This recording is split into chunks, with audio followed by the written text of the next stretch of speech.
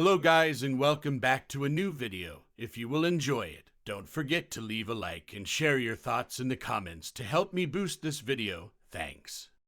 Story 1. Grocery Store Karen.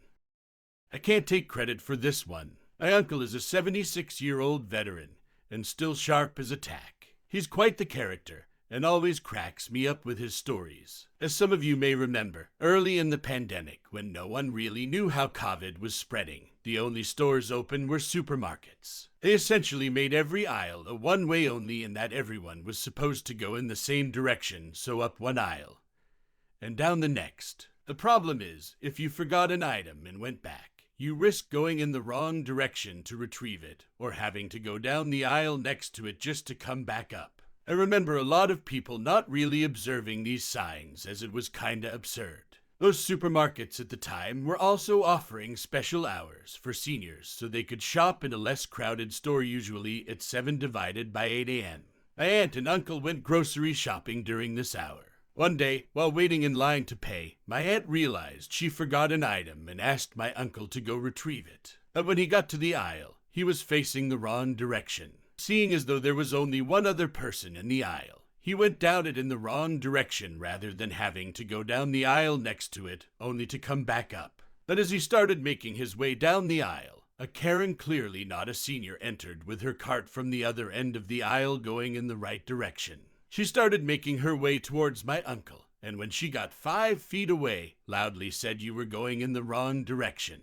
My uncle, who was looking for his item on the shelf, was startled and turned around. What? Karen, even louder this time, said you're going the wrong way. My uncle took a moment to reflect and replied, you know what? You're right. My parole officer told me the same thing. He said, Eddie, you've been going the wrong way your whole life. When I was in prison, Karen's eyes grew wide and she couldn't get away from him fast enough.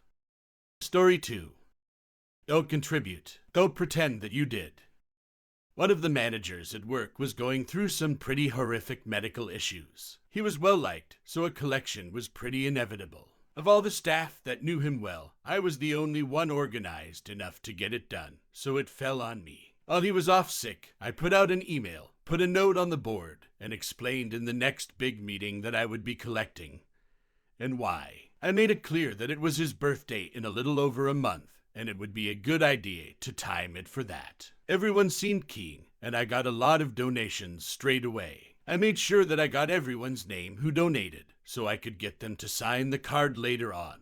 One of my coworkers, Linda, made a bit of a show of saying that she would contribute later, when she had the cash available. It was a little odd. Plenty of people don't carry cash, and she didn't need to make a deal out of it. These types of things are never huge amounts of money, and she certainly had plenty of it. But if she didn't want to contribute, I wasn't going to force her. A few weeks before I needed to buy the gift, I sent out an email to all so that they could contribute if they wanted to, and again a week before. In the next meeting, I let everyone know that I will be buying a gift that weekend, and will send out a couple of options later that day. Everyone who contributed could vote. Of all people, Linda starts telling the room what to buy, despite not putting any money in, still AMD making some pretty unsuitable suggestions.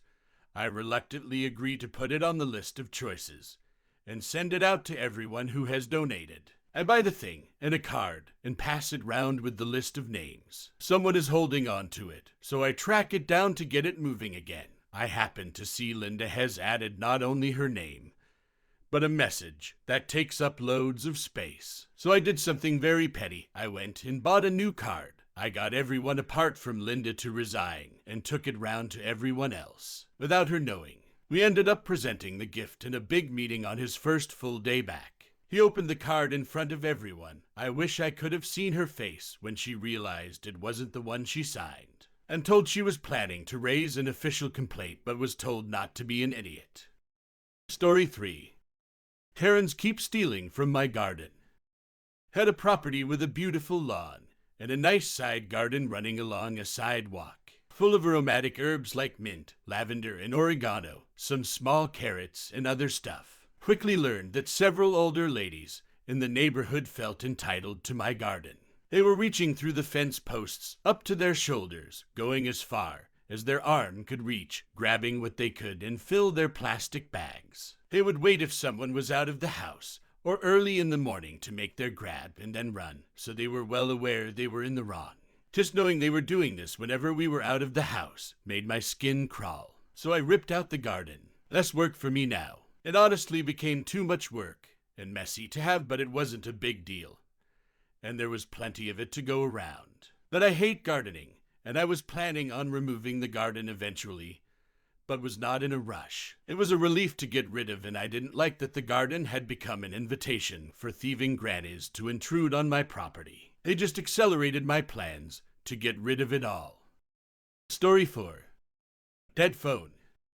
I worked as a substitute teacher at a school that had a no cell phone usage in class policy. If you were caught, you had to surrender the phone to the teacher when asked, or get written up for defiance if you refused. To make sure this policy worked, the teachers were required to give the phone back when the class was dismissed. So the total effect for the student was to not have their cell phone until the end of the class. One day I was assigned to sub for a teacher who was known to be very strict. In her notes, she named a student who frequently broke the rule and to keep an eye on her. 3 minutes into the class, I saw the student's eyes looking down into her crotch and smiling.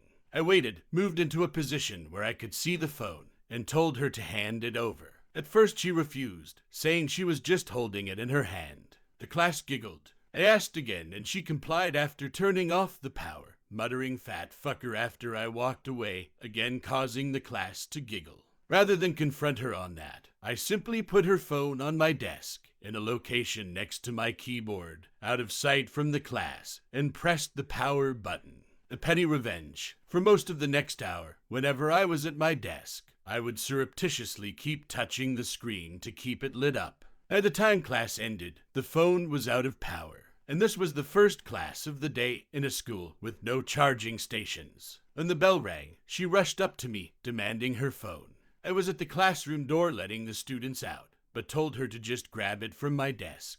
She did, and was trying to turn it on as she walked by me out the door, showing me who was boss. I smiled and told her to have a nice day. Story 5. Ski Lodge Table Hoarder. Our local ski resort has a mini lodge near the beginner and children's learn to ski area. It has round tables for 8 people and maybe 15 total tables. If it is cold, this is the only place close that people can warm up. We had busy holiday Saturday that was also extremely cold. Lady X, who isn't skiing, and her group of skiers take an 8 top at 9 a.m., add 2 extra chairs, then lay all kinds of briefcases and bags on the chairs. Then all leave but Lady X. The tables have signs saying no saving chairs and tables. Over the morning I watch as this packed lodge has this empty table saved, with X being the only one at the table 90% of the time. At lunchtime, it's a mob scene. So crowded 3 kids were eating on the wet floor beside this woman. Another family was using a trash can to set food on. We had a table beside her but only had 3 chairs for 8 of us, so we're rotating. A dozen people asked Lady X for a chair. She said no each time. Everyone in the lodge was eye-rolling this situation. It was obvious as F cause this is just a small hut. Nobody was outright yelling at her because it was so ridiculous it was funny. The revenge, Lady X got up to go to the bathroom, which was in the back out of sight, and had a bit of a line. I simply distributed 9 of the 10 chairs to tables around her table where people were standing. They all accepted the chairs, and the entire lodge was in on it and chuckling. I left her chair, so she comes back to 1 chair and an otherwise chair-less table. I can't describe her expression. Story 6. Don't ask if you don't want to know. My neighbor is a proper Christian lady and a huge busybody. She was my friend on FB and had been for years because she is also the president of our HOA and shares info on her page, which I liked having access to. A couple of years ago, I was asked to moderate a relatively large Facebook group, so I changed my FB name from my legal name to first name, middle name, Sally Joe, as opposed to Sally Joe Smith. Well, PCL saw me at the park not too long after and asked why I'd changed my FB name. I didn't give her an answer. She asked me no less than 4 times over the following weeks, finally cornering me at the grocery store saying, "Well, are you ever going to tell me why you changed your Facebook name?" I'd had enough. So I flatly said I joined a swingers group, and I've started meeting people on FB for no strings attached adult fun. I was concerned about someone learning my identity and stalking me, so I decided to remove my last name for security. She blushed a color I'd never seen before and just walked away. It was glorious, and a week later I noticed we were no longer FB friends. Story 7. Super petty. Pretty sure it was an excessively petty move that gave me a twofer. You be the judge. I'll keep it short. I worked in retail, had a frequent customer that was a nightmare to deal with. Always complaining, let her kids run unfettered around the store destroying end caps and displays, tried to get discounts on everything. Just a nightmare. Coworker that came in late every shift, never put away returns, basically a waste of oxygen. One day customer chewed my ass because I wouldn't honor a coupon that didn't apply to the purchase item and left, leaving her car keys on the counter. I put them in the lost and found and went on lunch. Because I was off the clock wink, I didn't responded to the headset pleas of jerk co-worker looking for the lost keys as the customer bellowed at her. I sort of feel guilty about it. Story 8. Icy hot switcheroo. You probably already know where this is going. In college, I shared a house with 5 other guys and a baby, but that's a story for a different sub. I am a pretty clean person, and I had my assortment of cleaning products and lotions, etc. Well, I started noticing that my lotion kept finding its way into the bathroom. I let it go a time or two, but eventually confronted the roommate, who I was pretty sure was responsible. He denied, which made me the kind of angry where I felt like I needed to get back at him. I was an athlete, so had a few different types of ointments, etc., but I felt like icy hot would do the trick. I proceeded to empty the lotion bottle out and fill it with icy hot. From here, it was a waiting game. I left some regular lotion in the stem, as not to alert the perpetrator with the smell. It took a few more days, but it was absolutely worth it. He snuck into my room to grab the lotion before a shower. He had apparently started with his face. However, there was still enough regular lotion to avoid any damage. With his defenses removed, he proceeded to apply to the rest of his body, giving extra attention to his private area.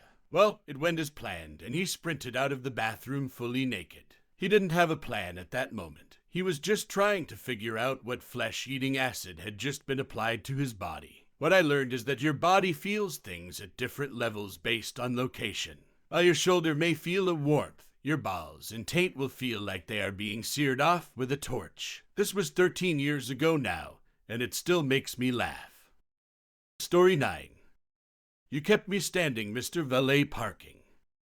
I went out for dinner last night at a restaurant I frequent, and for the first time someone presented himself as the valet. I asked him if he was an employee of the restaurant, and he said yes. He didn't mention any fee payable for the service, so I knew I just had to tip him when I want to leave. I came out to leave, and instead of giving my keys to me as he saw me, he rather go park someone else's car and kept me standing for 7 minutes. I had to tell the security to help get my keys. The valet finally came, and just after I got in my car, he knocked on my glass to say he is waiting for his payment. And I asked which payment. The one for keeping me standing, or what? He couldn't even apologize. He rather was talking back at me and insisting I have to pay. I ended up not paying, and I told him my reason was because he kept me standing to park another person's car. He can call his management if he wants. Story 10. Have fun trying to use your crock pots. I had an awful small business owner I worked for who slowly became worse and worse. She would swear at us, be late on cutting paychecks, and regularly shorted us on our pay. We all tolerated it because she had agoraphobia and rarely came in.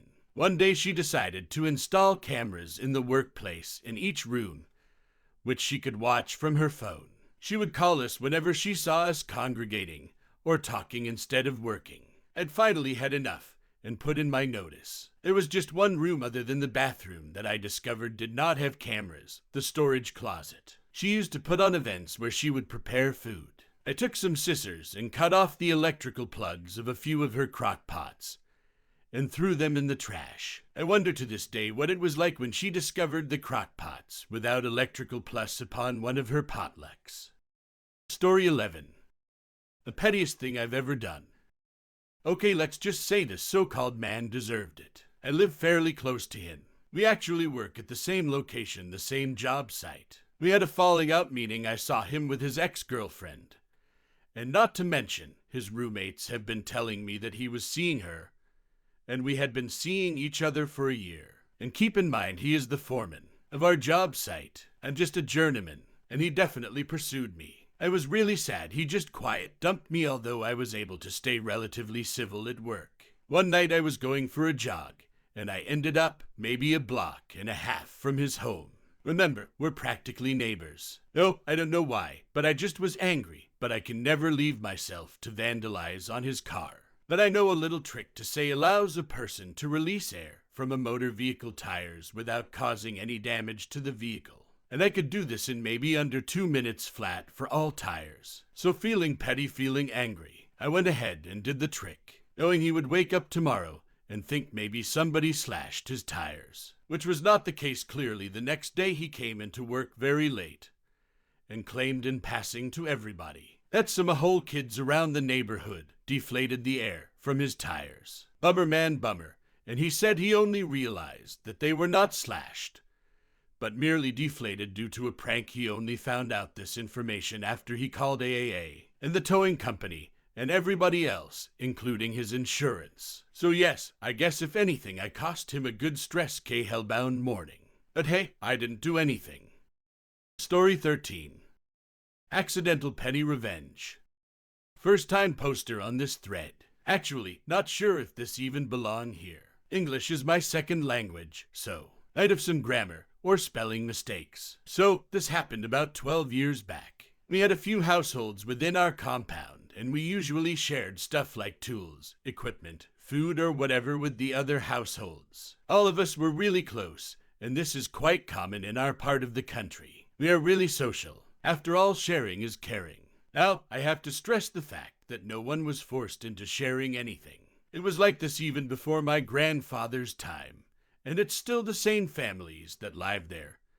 And we just kept on following the tradition, if you can call it that. We had an old, though 72 neighbor, let's call her NB, who just loved food, and she was quite hesitant when it came to sharing food, just food, but is more than happy to accept it. But this was never an issue with any of us. After all, she was old and not in her best health. Now, when I say she does not share food, I mean she doesn't share good, edible food. Anytime she shares food, it would be spoiled, rotten, and everyone usually throws it out straight away once she leaves, and no one confronts her. Yes, that particular part was our fault. Now this one time, I was alone at my place, and was about to leave for an urgent matter when she knocks on the door. I open it, and she hands me a pack of snacks with a smile. Now, she has taken good care in packing it that it almost looks store-bought. I took it with a smile, says thank you, and she heads back home.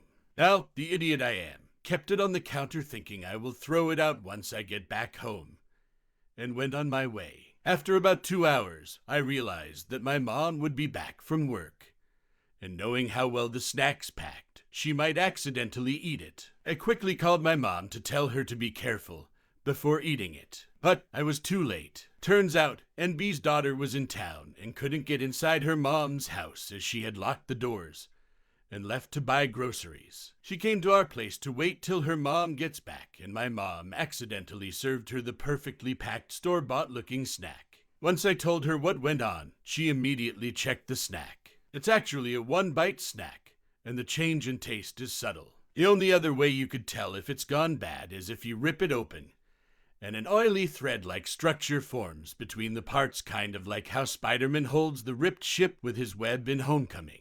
Later that night, NB came to our house to ask for our help in taking her daughter to the hospital. Once it was confirmed it was indeed food poisoning, we told them what had happened, and I could see the anger and embarrassment on the daughter's face. Well, it's safe to say we never got any kind of spoiled, rotten, damaged food from NB. But we still kept on sharing from our end. Story 14. If you don't buy it, you can't have it free. Last month I closed my physical office, and everyone works from home now. Part of closing it was selling off everything in it. We also have a vendor that I had to cancel a contract on, leaving me with a $12 bill. A vendor has an office down the hall, and I chatted up one of their sales managers, vendor guy, and he expressed that they're planning to expand and might want our space. Oh, the space is a deal with the building. Maybe we can trade the furniture for the bill it's custom for the space. And was a lot more expensive than the bill, and he seemed pretty excited about the idea. When we got a couple weeks away, I got the impression that he was clearly dragging his feet on buying the furniture, and I talked to the building management about hiring their waste contractor to haul it all out. Building guy mentions that the vendor said they might want to buy the furniture, so it has clearly come up in their discussions, and asked whether I was abandoning it. I said yes, but also explained the bill and trade I was trying to work out, and stated clearly that I wasn't going to both pay their bill and give them free furniture. I met with the waste contractor. He sounded already familiar with the situation and gave me a very low handshake quote for the work. I got the distinct impression everyone had a plan I wasn't included on. 2 weeks before the lease was up, I contacted vendor guy and asked him how it was coming along.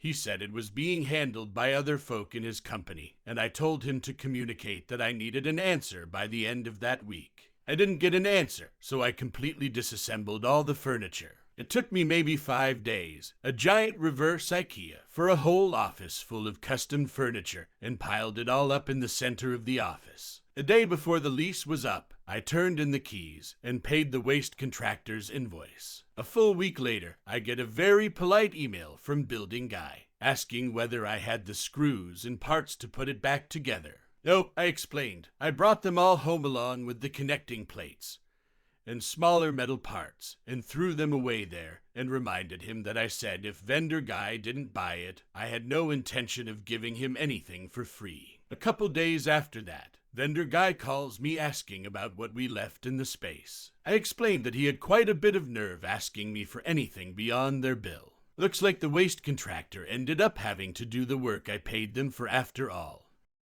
Story 15. What kind of music do you like? So I've identified my upstairs neighbors. BC, we've been in elevator together, and I get off of floor under them, then right after I enter my place I can hear them enter their place. They usually don't make much noise, so there hasn't been any reason to be upset, although I do hear someone moving around real late, and the occasional loud news playing. Even when I do hear them, it's not much beside normal behavior, which I imagine my below neighbor hears me also. Sometimes there's the occasional dog chasing at 7 p.m., but tonight was different. This evening we caught the elevator together, and they had some floor trim in hand. Although we haven't spoke much before, I was nice and asked about the trim. They explained they had new floors in and were DIYing it themselves. I said good luck and went on my way. This was at like 6:30 p.m. They came in right after me as usual and proceeded to bang on their floors for several hours. Good, you had 1 6-foot piece of trim in hand. I had finally had enough promptly at 9 p.m. Now I understand they may work during normal business hours, but cannot understand why they couldn't just wait until the weekend, as to not disturb their neighbor below me. Now, unbeknownst to my neighbors, I own some serious DJ equipment which I have hooked up, but usually listen at a reasonable volume with the bass taken back. Or I listen at a high volume in my headphones. At 9 p.m. I had enough, so I loaded A$AP Rocky, Fucking Problems, at max volume with all frequencies maxed, and ripped my back patio slider open. After that I played Black Sabbath, War Pigs. They still had some pieces left until I started to bang back on the ceiling right where they were. Being tall has its advantages, you know. I cannot wait to see them in the elevator, and dead-ass look them in the face and ask, so, what kind of music do you like? Bonus points for great recommendations.